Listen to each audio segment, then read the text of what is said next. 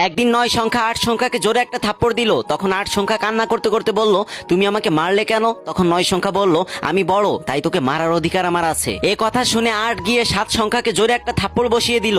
7 যখন তাকে মারার কারণ জানতে চাইলো, তখন সে একই কথা বলল, আমি বড়, তাই তোকে মারার অধিকার আমার আছে, তুই কি করবি? তারপর একই অজুহাত দেখিয়ে 7 মারলো 6 কে, 6 মারলো 5 কে, 5 মারলো 4 কে, 4 মারলো 3 কে, 3 মারলো 2 কে, আর 2 মারলো 1 কে। এখন হিসাব অনুযায়ী 1 শূন্যকে মারার কথা, কিন্তু 1 শূন্যকে মারলো না। শূন্যকে কাছে ডেকে বলল, তুই আমার ছোট ভাই, আজকে থেকে তুই সবসময় আমার পাশে থাকবি। আমি চাই তোকে যেন কেউ আঘাত না করতে পারে। তখন থেকে 1 আর 0 মিলে 10 হয়ে গেল। আর 10 হয়ে যাওয়ার পর থেকে সমস্ত সংখ্যাই তাদেরকে সম্মান করা শুরু করলো, কারণ এখন তারা সবার থেকে বড়। বর্তমানেও আমাদের সমাজে কিছু লোক আছে যারা বাইরে কিছু করতে পারে না, কিন্তু ঘরের ভিতর মারামারি করে, ভাইয়ে ভাইয়ে মারামারি করে। তাই এগুলো বাদ দিয়ে আসুন সবাই ঐক্যবদ্ধ হই এবং দেশকে এগিয়ে নিয়ে যাই, জাতিকে এগিয়ে নিয়ে যাই। আর যারা আমার সাথে একমত তারা